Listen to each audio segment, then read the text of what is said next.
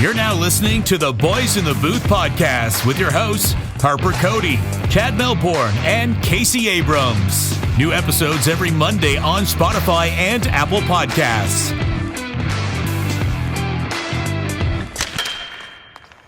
Welcome back to a new episode this week, episode 127 of the Boys in the Booth podcast. Cody, Abrams, and Melbourne. Guys, hard to believe that we are almost at the end of May here and almost into June and making our way through the Stanley Cup playoffs. It's time to get into the Final Four. Almost. We'll get into that in a little bit, but first of all, how are you guys doing? Yeah, Harp, the playoffs always feel so quick to me, but being so busy in my personal life, it's like lightning fast. This month has been crazy, and my brother's getting married this weekend, so I've got a lot to look forward to at the moment, and I'm going to be on the go a lot here and to Toronto again. I've been in Toronto 5 of the last 6 weeks, and then driving to Brockville, so a ton going on. I'm super busy, but kind of catching games here and there as much as I can, and then if not, watching highlights. But I did get a lot of the Battle of Alberta in. That's the one I really cared about. How you doing, Chad? Case, I'm doing well. Why don't you just move to Toronto, man? You're here every weekend. You're making the trip from Collingwood. Just move here. We can be buddies. Yeah, I'm actually. I'm just gonna keep my summer house here in Collingwood and get a nice little place in Toronto as well. I'm super rich, as you all are well aware. Not. Yeah. I mean, that seems to be the plan. You've moved 18 times since we've been doing this podcast. Might as well move one more time to the city. But I'm with you, man. I've been fairly busy as well. For different reasons, though, and I wasn't able to catch a ton of the second round. I did my best while I was in Florida, and by the way, that happened. It wasn't just a bit. I went to Florida, and unfortunately, I wasn't able to catch a game. I couldn't convince the guys to make the trip. It was about an hour and a half from where we were staying, and we just wanted to do beaching and stuff, and so whatever. But we had a fantastic time. I caught a couple games while I was there. Game 4, notably, of the Battle of Florida, we watched, and let's not call it a battle. Well, that's the thing. It wasn't. It wasn't, right? And I mean, I picked Tampa Bay to win. I think they're going to win the cup now, boys. So whoever we talk about in this final round, or in this conference final round, you know who I'm picking. But it's a shame that wasn't a better series, because it was so good last year. But I guess we should say, before we get into it here, that it's a Monday night and it's 5:30. We're recording before Game 7 has been played between Carolina and New York. You can see I'm wearing my New York Rangers shirt because it's Casey's favorite team, but I'm also wearing a golf hat. I'm trying to do a bit of a mush here because I want Carolina to win. So that being said, that's kind of how we're going to do this episode. We're going to have to talk about scenario A, where Tampa Bay plays Carolina, scenario B, where Tampa Bay plays New York. And we'll talk about both of those. And I'm looking forward to it because this conference final is going to be extremely good on both sides. And just can't wait to jump right in. Yeah, definitely. And things are good here in Beeville, boys. Just looking forward to the next couple of months. They're going to be really busy just with events and things going on and beautiful weather that we're having. So, yeah, things are really great. But, let's do a little cap or no cap before we talk about some conference final matchups. You're now listening to Cap or No Cap right here on the Boys in the Booth podcast. No cap, this shit bussin'. And I've got 3 for you guys. So, of course, the Calgary Flames are now done. They were eliminated by the Edmonton Oilers in the Battle of Alberta in 5 games. And so here's the first one for you guys. Johnny Gaudreau, who's a UFA this summer, has priced himself out of Calgary and will be a member of a new team come October. Cap or no cap? Case. I think we've beat around the bush of this one before, and I've always said that he's going to stick around, but he's been so dynamic. Even in the playoffs, he's really stepped up again. And it's like, yeah, maybe he is going to price himself out. There's a lot of talk that it's either him or Tkachuk, and I have a hard time trying to figure out who I'd want more on Calgary if I were Calgary. But I also feel like you're going to get more value for Matthew Tkachuk. So I'm going to say Cap, Johnny Gaudreau is still going to be a Calgary Flame next year.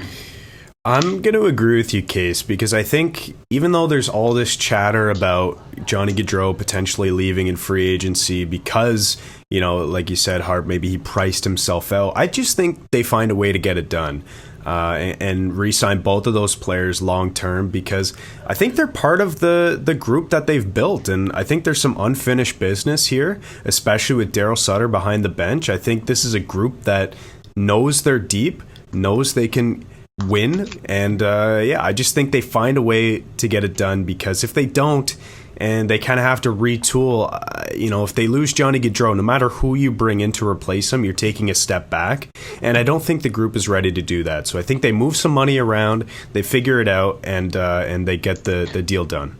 They've got to send some of the Calgary hitmen after Milan Lucic and get rid of that contract is what they need to do. Yeah, that's a bad one. And I'll let you try to figure out if I mean the WHL team or literal hitman.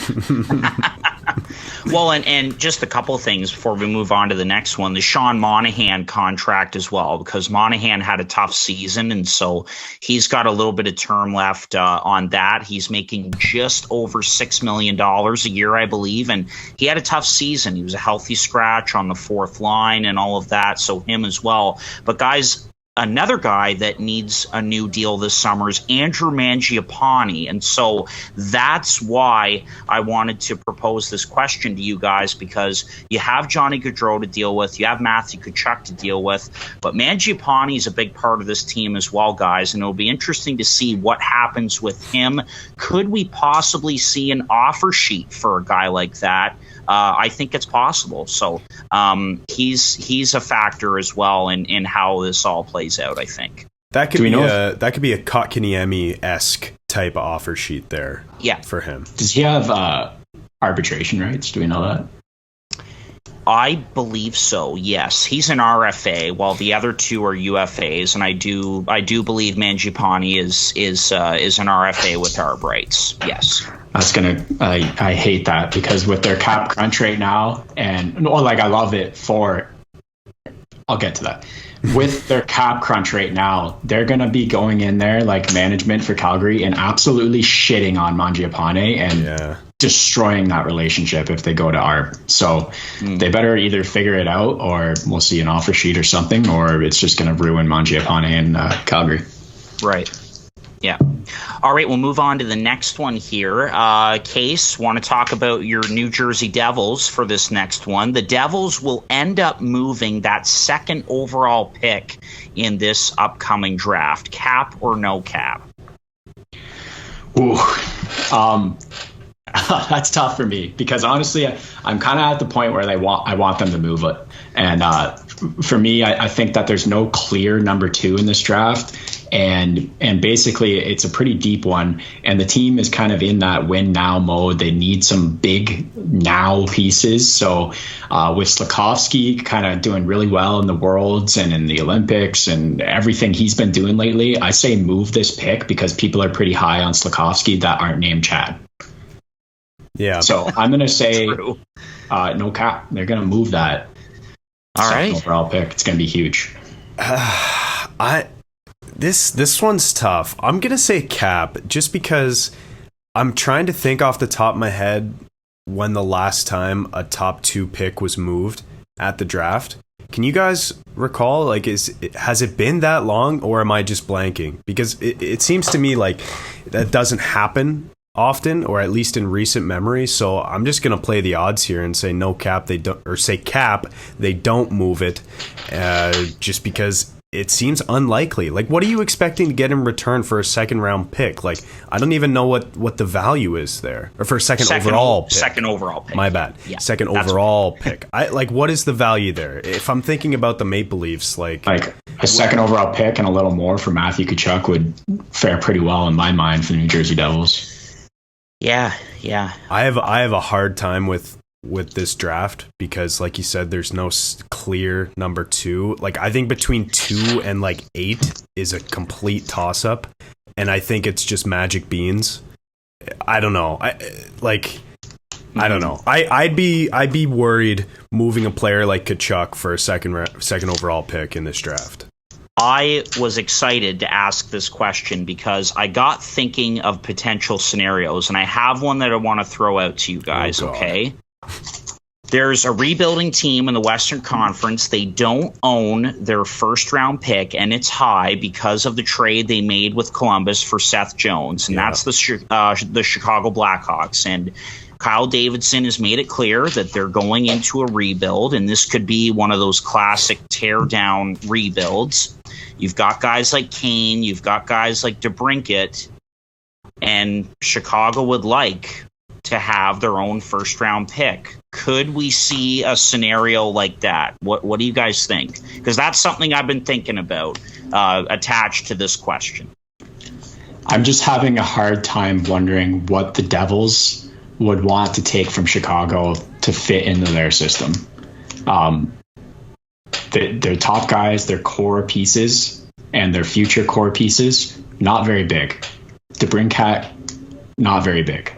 Patrick Kane is aging and is what we want Jack Hughes to be. So it's like those big pieces that Chicago has are not very enticing as a Devils fan because of what we currently have. So I like the idea of it because, like you said, like the need is there for Chicago to get that first round pick back, and the Devils are also willing to trade there. So those two are met, but I don't know what Chicago has that I really want. Come on, Patrick Kane case. Yeah, okay, Patrick Kane for 2 more years at the level he can play is like I don't know. It's like if they're a little further in the playoff category, the topic of playoffs, I'd be all about getting Patty Kane. But they came 5th last this year, and we're talking about Patty Kane right now.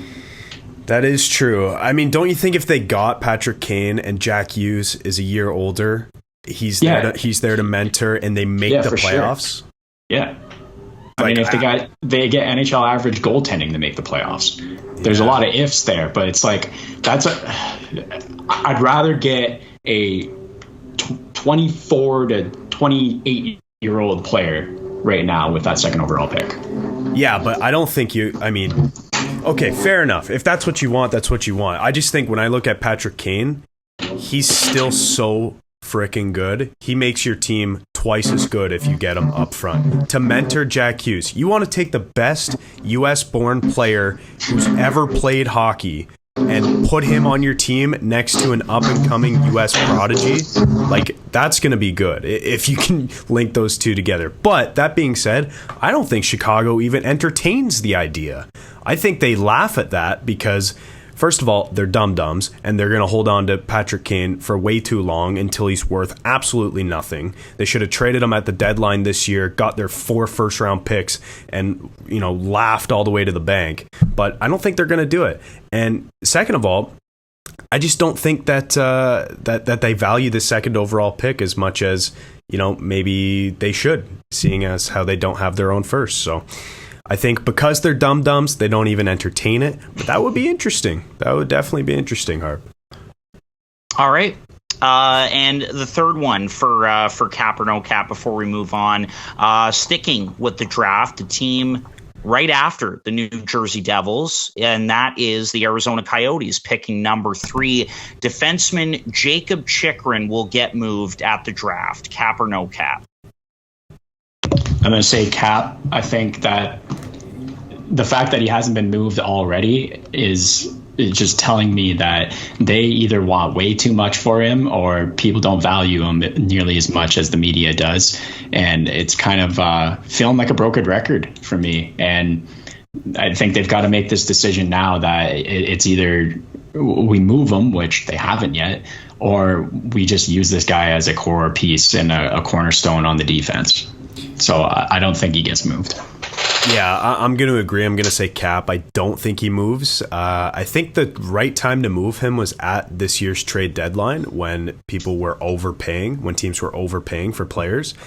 I think they could have got a king's ransom. Clearly, they want a king's ransom and teams don't want to pay that. So I think they had a great opportunity to move him. If they were to move him at the draft, I feel like they're probably not going to get as much, and that would just be a bad move. But Arizona is accustomed to bad moves, so maybe we could be proven wrong, Case. But I'll say Cap. I don't think they move him at the deadline or at the draft. It could be possible that he gets moved at the deadline, maybe, but that moving them out at the draft, for one, I think you get less value than you do at the draft, as well as I think their number 2 defenseman is like Capobianco or something like that. So it's like they can barely play an NHL season this year if they don't have him. Ghost had a big 26 year minutes. True. Yeah, Ghost was good, and they'll have Soderstrom next year, right? Like he'll be a full-time player, and he'll be a good one. Maybe he's starting to feel like John Larson or Adam Larson or whatever Larson is in Arizona. There's too many Larsons. Slow down on the Larsons. The one that's in Anaheim has been like we've been saying that about him for 5 years now.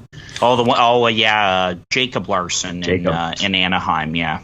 Anyway, good stuff, boys. It'll be interesting to see what happens at the draft and in the summer in general. But we're not quite there yet. We are still in the Stanley Cup playoffs, of course, and we're getting so close to having the Final Four decided, and so we just have one game left in round 2, and of course that's Game 7 tonight, as we mentioned off the top, between the New York Rangers and the Carolina Hurricanes. It starts at 8 o'clock tonight, and so let's go through scenario A, and so we'll go with the Carolina Hurricanes facing off against the Tampa Bay Lightning in the Eastern Conference Finals. So we'll start with that scenario. And if that were to happen, which I think it will, and I'm high on the Hurricanes. I think they will pull through in Game 7 on home ice and face Tampa. But if that were to happen, I've got Tampa Bay winning in 6 games. So what do you guys think with that series, if that scenario were to come to fruition?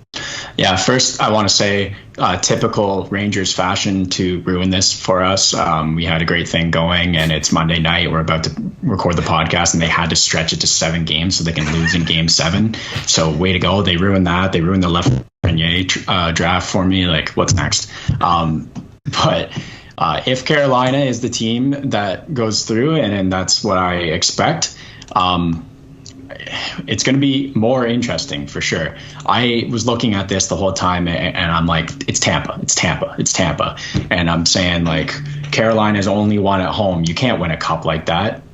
But wait, you actually can. They physically can win a cup that way. If they only win at home, it's possible to win unless Colorado's coming in.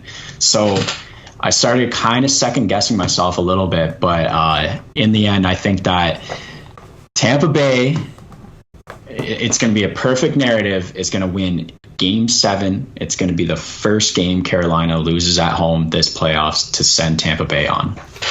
Case. I like it. I love that. That would be fantastic. So Carolina then is at home tonight, right? In for Game 7. Yeah. Yes.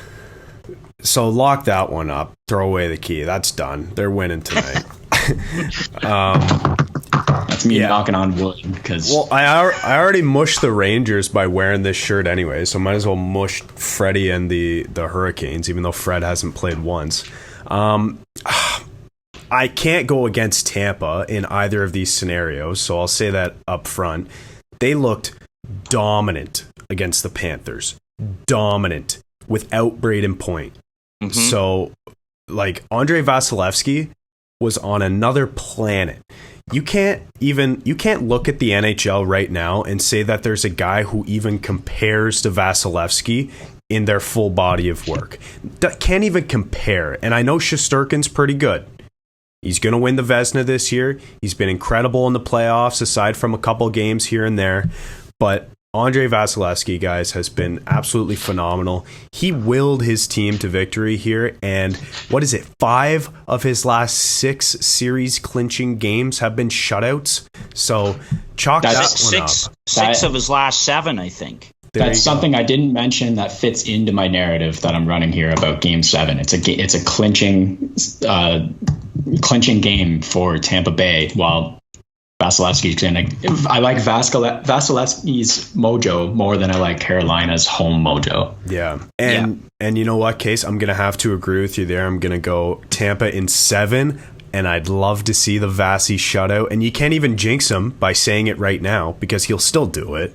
You know, he'll probably still have 3 in the series, you know, so... Yeah, clip that. Yeah, literally. So I'll go Tampa in 7 as well. I think, like, these teams are pretty evenly matched on paper.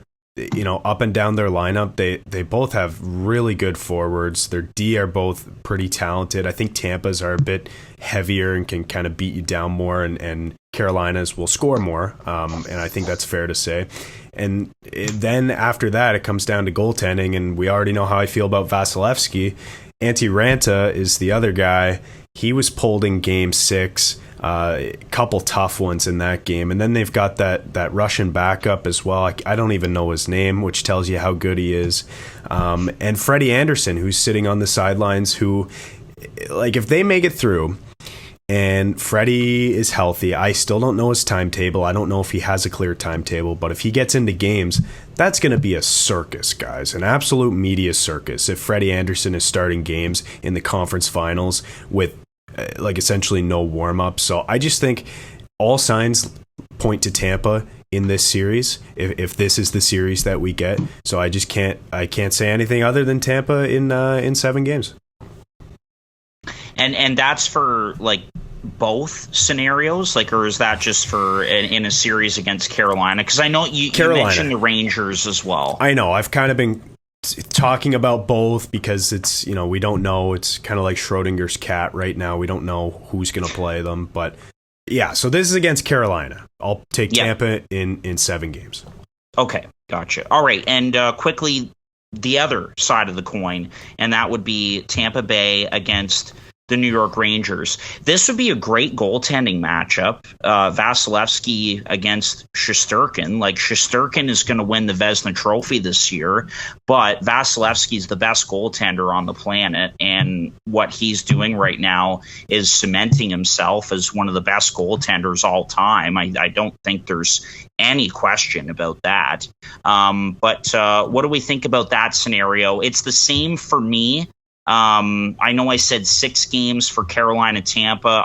But I'm kind of more in agreement with you guys there. I could see that going to 7, but I could see it being a shorter series for Tampa Bay to get it done against the New York Rangers. So I'll go 6 there, and I'll change it to 7 for Carolina and Tampa. What do you guys think?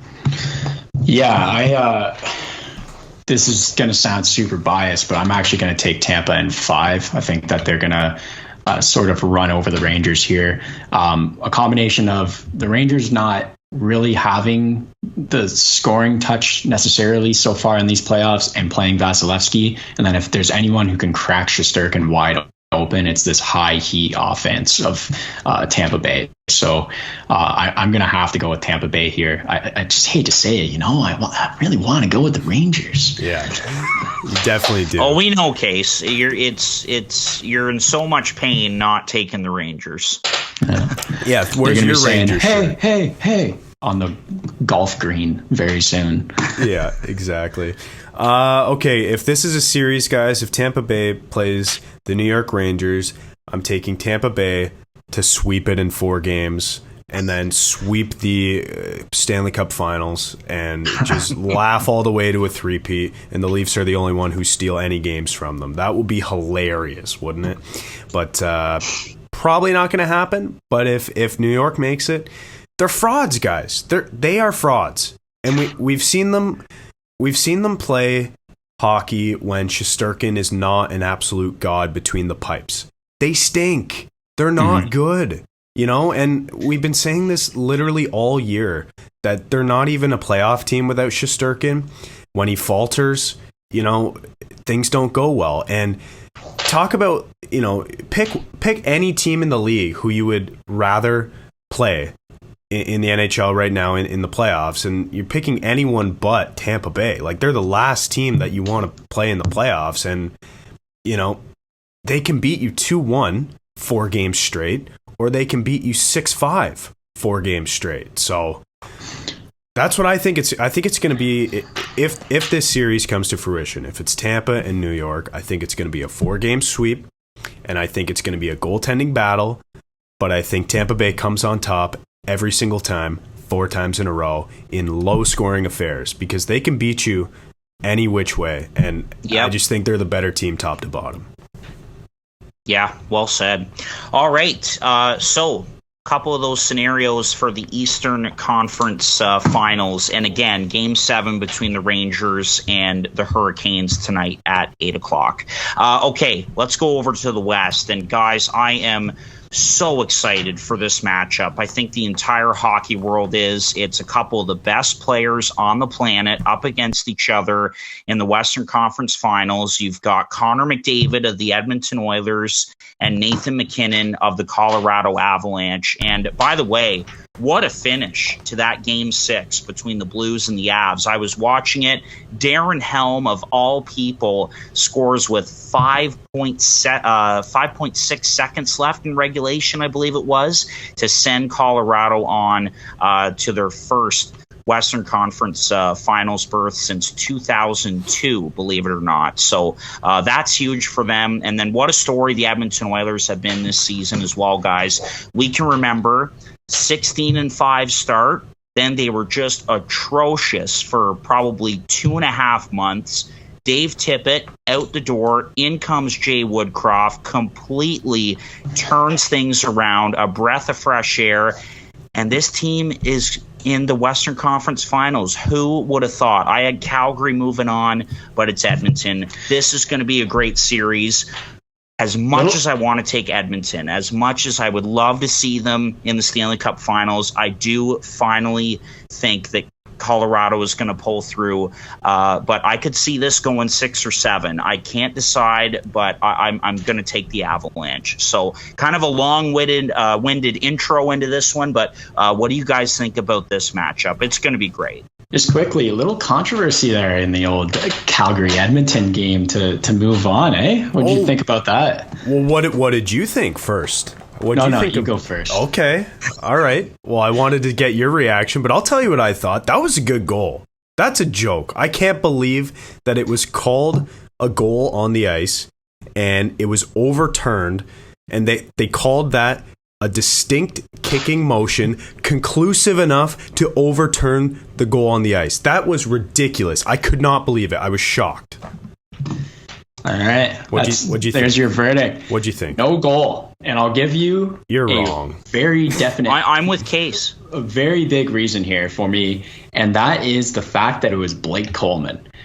That guy, no one has more control over their body in a falling motion than Blake Coleman in the whole NHL. Have you seen his 2 goals where he's getting dragged down and then he one-hands it and flicks it over the goalie? 2 times. You know how many times I've seen him going head first into the net, scoring goals when he was in New Jersey? That guy has more control than anybody else. And that whole time he's going down, he's staring that puck dead in the eyes, watching it go, and gives it a little extra nudge across the line.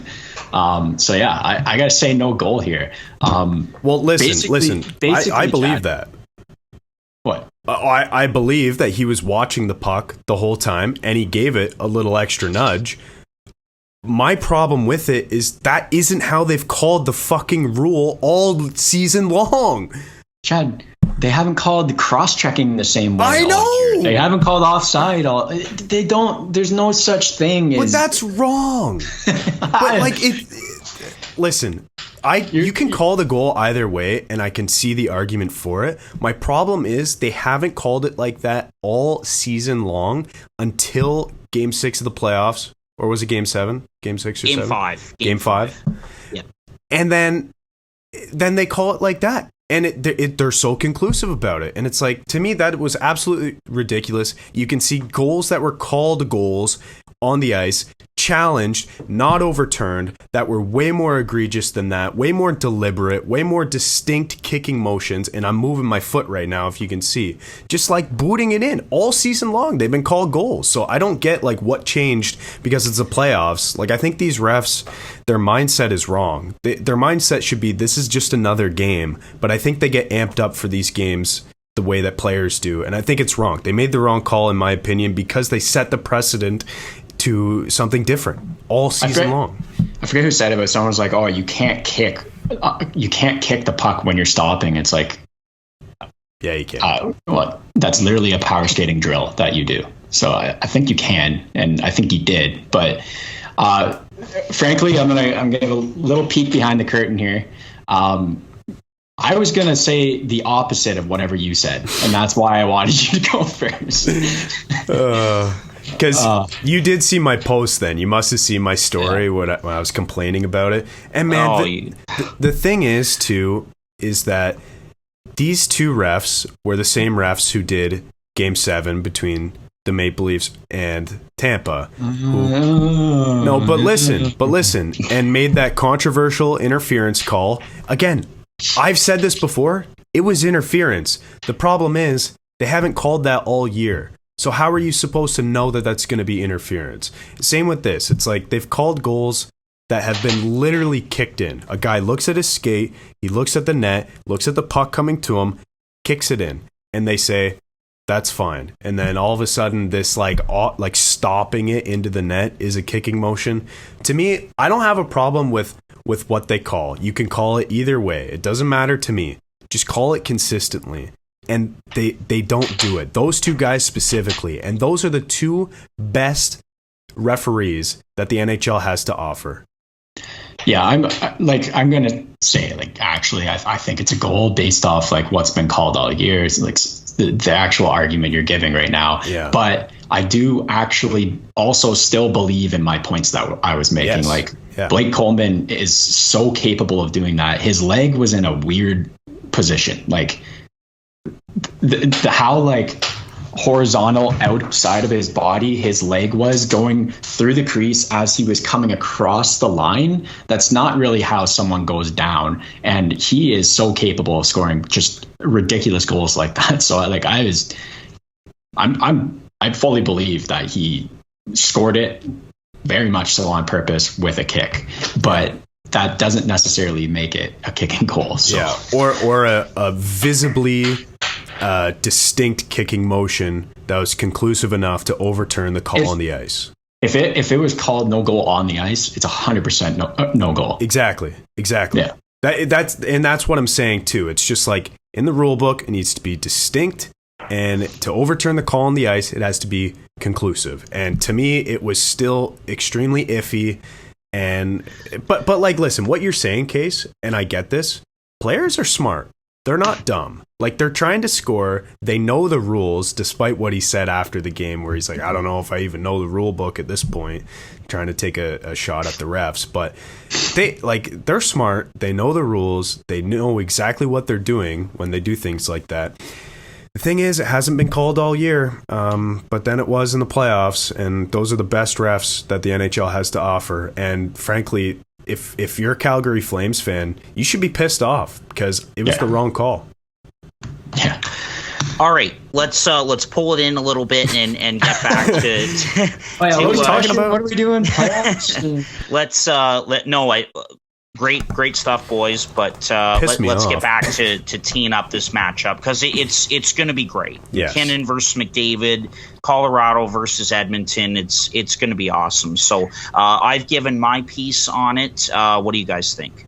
Well, if the second round is indicative about one thing, it's that if your top guys aren't going, you're out of here. Florida Panthers. Barkov had 7 points in the playoffs. Huberdeau had 5 points in the playoffs. Big Huberdeau guy. What was going on there? Don't know.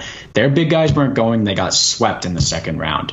I'll tell you, both sides have the big guys going in this one. But frankly, I've got to go with the bigger ones. And I've got to go with McDavid and Draisaitl in this series. They have 10 more points than the second place player in terms of points in the playoffs this year. That's ridiculous. That is such a run they're going on right now, and the whole team as a whole looks good. I'm not saying they're only carrying. I'm saying the whole team looks good, and their big guys are on a whole different planet right now. So I've got to go with Edmonton here. They've got so much momentum. A, getting out of the first round finally for them. B, beating Calgary in the Battle of Alberta. That is a huge momentum gain for them. I'm going to go with them, although, I obviously this whole time I've had a little like vendetta against Colorado of my own, and I haven't picked them to win a series in my bracket other than the first round. So yeah, like I'm going to go with Edmonton, and I think I'm going to take them also in Game 7. Yeah, I think we can agree that this series is going to be tight and also super fun. And so I'm going to go 7 games. I had a really tough one. I had a really tough decision here. I'm going to go Colorado. 7 games, but I think we can agree 7 games will probably be what this series amounts to. Money puck right now is Colorado at 60% and Edmonton at 40. I think it should be as close to 50-50 as you're going to get, because, Case, like you said, the big guys on both teams are just chugging along right here. And I posted a graphic the other day. I don't know if you guys saw it or not. It was the top 10 points per game producers, point per game producers in the entire history of the NHL playoffs. 4 of the top 10 are playing in this series right now. McDavid, Draisaitl, McKinnon, and Mikko Rantanen. I was surprised that Rantanen was in there, but he's having a hell of a career, especially in the playoffs. So There you go. You've got 4 of the top 10 point producers in the playoffs going head to head. This is going to be incredible, guys. It's going to be a bloodbath. And oh yeah, add Cale Makar to that mix as well. And, Evander Kane, who's been having an incredible playoff, and Zach Hyman as well. Like, this is going to be so much fun. It's 2 teams with so much to prove, and both on incredible heaters right now after the second round. Like, Colorado has looked like a dominant force since entering the playoffs, and Edmonton since beating Calgary. Like, that is such a momentum boost. So and then for Colorado too, even getting out of the second round, they've had troubles there. Like you said, Harp, off the top, this is the first time they've been to the conference finals since 2002. So they're over the hump. Edmonton's over the hump. This is going to be a battle, and I can't wait. But I'll go Colorado in 7. Yeah, I was so close to 50-50 on this one. The one thing, like, you can say this is stupid all you want. The one thing that really just like pushed it just over the edge of 50-50 was the fact that in an OT win, Draisaitl had 4 assists on 4 goals. McDavid scored the game winner in that game. I think Evander Kane was the only other, like, that line scored all the goals. And then on the other side of things, Nathan McKinnon scored a hat trick with one of the most beautiful goals I've seen all year. I love that. I love how that man just gallops down the ice when he gets the puck. Beautiful. Scores a hat trick and they lose in overtime. And to me, I was like thinking about how your dynamic players have to step up in this series. Well, when the dynamic players stepped up in Edmonton, they won. And that's what pushed me over the edge. Yeah. Case, you know what's funny? Last round's predictions, I remember you saying Connor McDavid in however many games, in 7 games or something, in 6 games, when you picked Edmonton to win.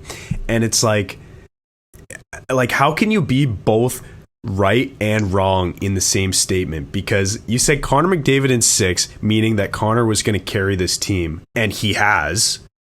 He's leading all of the playoffs in points, tied with Leon Draisaitl, and no one's even close to them after that. But at the same time, they've been getting incredible depth scoring from those guys we've mentioned as well. They've been getting pretty solid goaltending too. Nothing to write home about, but they about league average goaltending.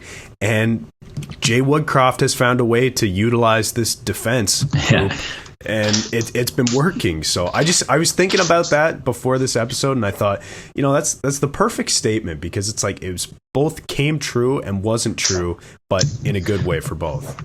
For sure. And probably the two things that made us look like the biggest group of assholes this playoffs is Edmonton and the New York Rangers defense. So yeah.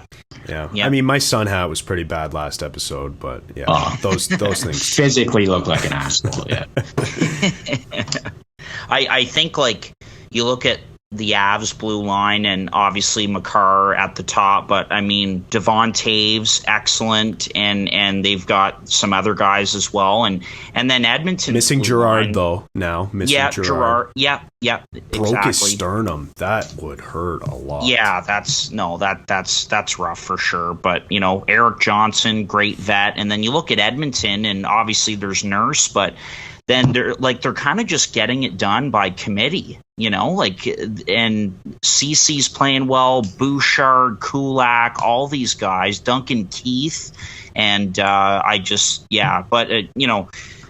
really want to take Edmonton. I was like you guys, really close to 50-50 on this, because Edmonton has just faced a lot of adversity, a lot of criticism. Like, we can't lie, right, guys? Like, we criticize a lot of the moves that Kenny Holland made in the offseason, and look at where they are now. And I'm a big fan of Jay Woodcroft. I love after the win over Calgary, just comes right off the bench. He's got the one hand on the hip, the good old power stance, waiting to shake hands with Daryl Sutter and congratulate him on a great series. And by the way, too, that little boy Ben Stelter who has brain cancer and has become just an incredible super fan and ambassador for the team. It was his birthday the other day, actually, and just how the team has rallied around him. Such a great story, and you gotta feel good for the Oilers. Secret weapon, just like Layla Anderson. For the Blues. 2018. Yeah. Yep, exactly. So anyway, it's going to be great, but I agree it's going to go the distance, and I have to take the Avalanche, but it's going to be awesome. So we're wrapping that up. I had a couple things I wanted to ask you guys, because we haven't really talked about it. It's not like super playoff related, but what'd you think of the two Maple Leafs related moves, Giordano and Spezza? Thoughts on that? Giordano, that's like there is no losing that is only a good move. So I'm going to keep it brief on that one and say that is just a great Toronto Maple Leafs move that cannot go wrong.